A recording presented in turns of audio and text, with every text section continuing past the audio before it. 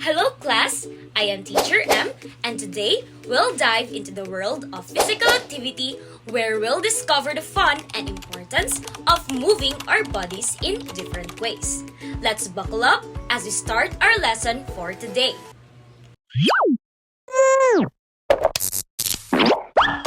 Today, you may not think much about simple body movements like walking, bending, or kicking a ball. However, fundamental body movements are the building blocks necessary for difficult physical activities. Playing sports, exercising, and dancing all require a command of simple, fundamental body movement. Studies show that learners like you are more likely to stay active when fundamental body movements are mastered at that age. When fundamental body movements are not mastered at a young age, students are unable to participate in certain physical activities as they grow older.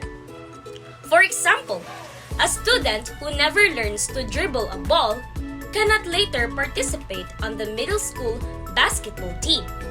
There are three main categories of fundamental body movements, namely locomotor, non-locomotor, and manipulative movements. But for in this video, we will be only focusing to locomotor and manipulative movements. What is locomotor movements? Locomotor refers to body movements that move the body from one place to another. They cause the body to travel. There are 8 main locomotor movements. These are walking, running, leaping, sliding, galloping, skipping, jumping, and hopping. First, let's tackle about walking. Walking entails shifting weight from one foot to the other while moving. The body's weight is transferred forward from the heel to the ball of the foot and then to the toes. The feet should move in a straight line with the toes pointing straight ahead. One foot is always in contact with the ground. This is the support foot. The body is upright with the head raised. The arm and leg actions are coordinated. The opposite arm and leg move in the same direction. Those movements should be natural and rhythmical. Did you know that walking has its unique benefits? It engages the core muscles for balance and stability. It improves heart rate and endurance. Walking keeps joints flexible and prevents stiffness and enhances overall balance and coordination skills. Second, running. This skill requires a flight face following toe off and before the heel strike. The torso will have a slight forward lean, the arms will swing in opposition to the legs, and the leg will flex more as it swings through. In some ways, it is similar to walking. There are, however, some significant differences. The movement speed is faster when running. The stride lengthens, the flexion and extension of the legs increase, and there is a brief period of flight when the body is not supported at all. The body leans forward slightly to position the center of gravity above the front foot in the stride. The arms move forward and back in opposition to the legs, adding power to movement. Running is important since it is considered as a high-intensity workout that improves heart health. It burns calories and aids in weight loss. Additionally, it helps maintain strong bones and can reduce stress and improve mood. Third, leaping. Performed by pushing off from one foot and landing on the other foot. A leap, like a run, is a long step forward to cover distance or to get over an obstacle. It is an exaggerated running step with a longer stride and higher body projection in the air. The toes of the take-off foot are the last to leave the floor during the leap, and the landing is on the ball of the opposite foot. To provide additional lift to the body during the leap, the arms should be extended upward and forward. The legs are frequently extended in the air. A short run is usually undertaken prior to the execution of the leap in order to gain momentum for the leap itself. Leaping is important as it develops strength and power in the legs. It improves agility and coordination skills, good balance, and control. Fourth, sliding. It is a sideways movement in which the body's weight shifts in the direction of the slide. The right foot steps sideways in a slide to the right, and the left foot, trailing foot, is quickly drawn close to the right foot. The weight is transferred from the leading foot to the trailing foot. In sliding movements, the same foot continues to lead. The body is kept upright and the arms are used for balance. Legs should never be crossed. It's a good idea to practice the slide in both directions. Sliding also has its unique benefits. It enhances agility and coordination, improves balance and stability, and engages the core muscles for control. Fifth, galloping. Galloping is similar to sliding, but the movement is in the opposite direction. One foot helps push the body forward or the leading foot. Following a step by the leading foot, the rear or trailing foot is quickly brought forward and close to the leading foot. The leading leg is always the stepping leg. Opportunities to lead with both the right and left foot should be included in gallop practice. The importance of this movement is that it develops power and coordination in the legs. Galloping requires good balance and control, and might as well enhances one's agility and quickness. Sixth, jumping. It entails taking off and landing on both feet with a knee bend and rolling through the foot joints on both the takeoff and landing. Jumping differs depending on the task's goal. Jumping for distance and jumping for height are two skills that are commonly used. For example, the standing long jump is performed by bending the knees and lowering the upper body into a crouched position. The arms are brought down and beyond the hips as the body rocks back on its feet. The forward and upward swing of the arms is coordinated with a powerful extension of both the feet and legs during takeoff. The body is propelled forward as if reaching for something in front of it. The knees bend in mid-air to keep the feet from touching the ground too soon. The body falls forward and lands on its feet, with the knees bending to absorb the impact. Jumping is important as it develops power and explosiveness in the legs, improves coordination and timing. 7. Hopping. It requires taking off and landing on the same foot, as well as a certain amount of strength and balance. Requires a push-off from one foot and landing on the same foot. Hopping entails pushing off the ground with one foot, suspending in the air for a brief period of time, and landing on the same foot.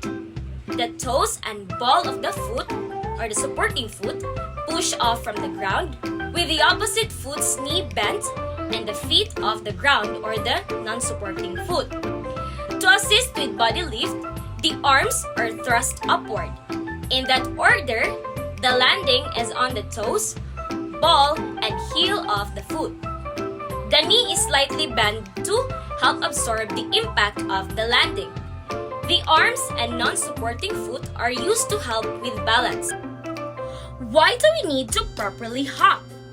Hopping improves balance and coordination, develops strength in the legs, and enhances agility and quickness. And the last one is skipping, a combination of a step and hop on the same foot, followed by a step and hop on the other foot. This is a combination between a hop and a walk, but it is more difficult than a slide or a gallop. It is a step-hop combination, with feet alternating after each step hop.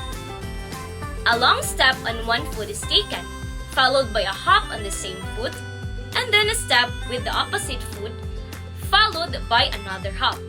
Swinging the arms in opposition to the legs helps with balance.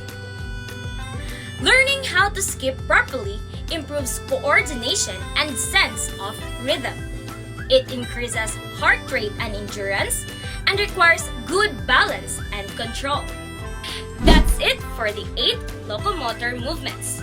To see that you are really learning, let's have some learning check first. I will show you some videos and you have to answer the correct locomotor movement being demonstrated. Are you ready? Let's go!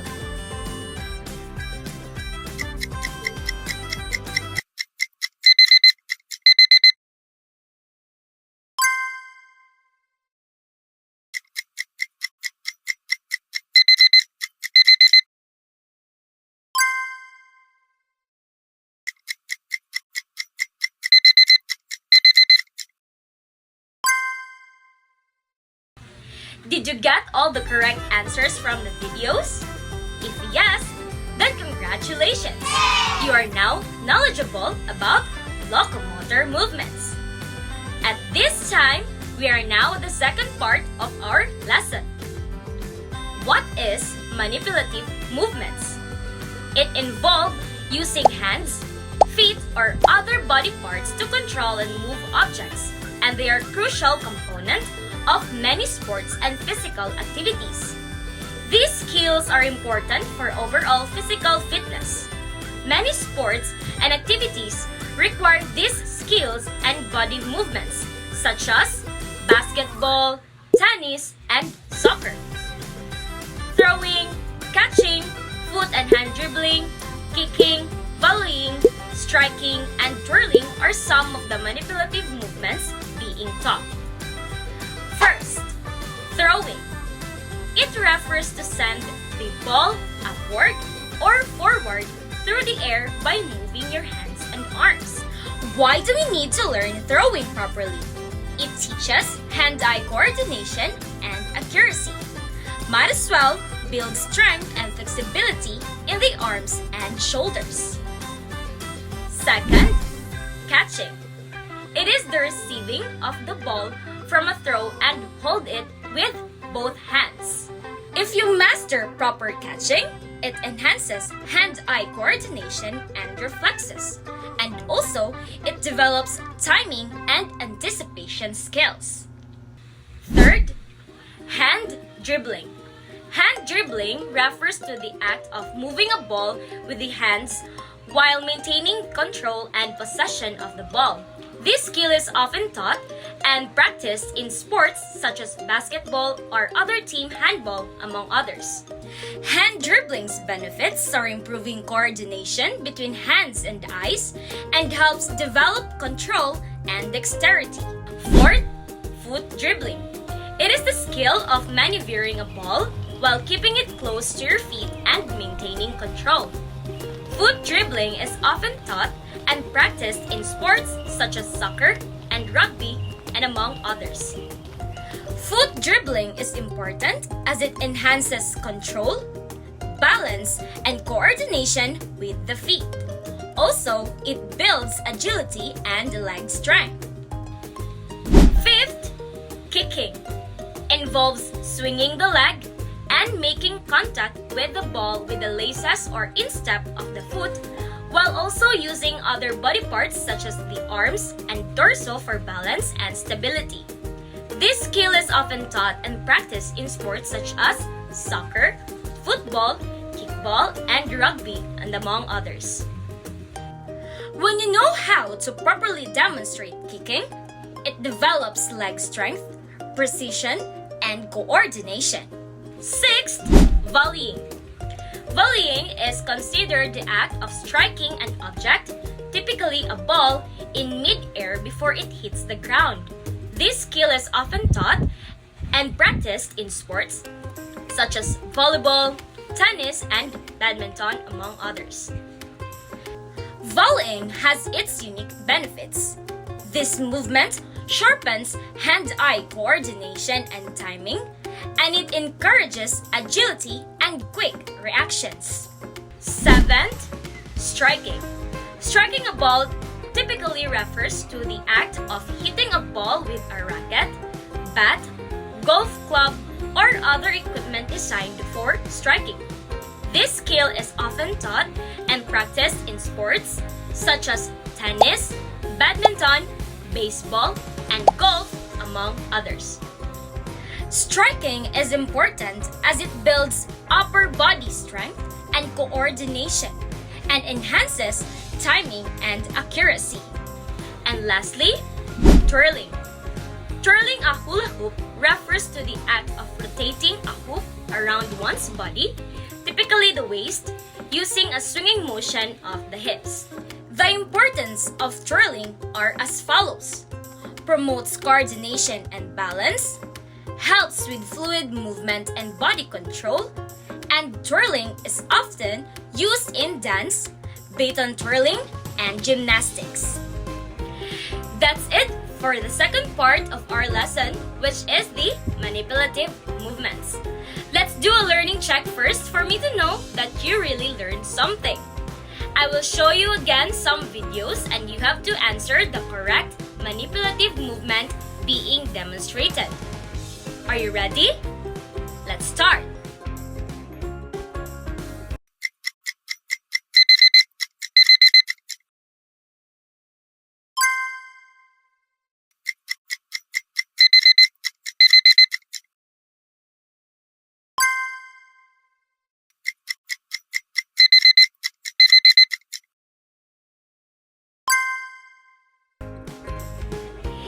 Did you get all the correct answers from the videos?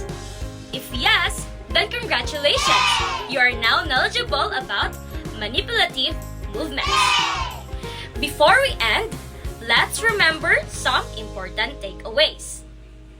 Locomotor movements involve moving from one place to another, like walking or running, while manipulative movements involve handling objects like throwing or catching a ball.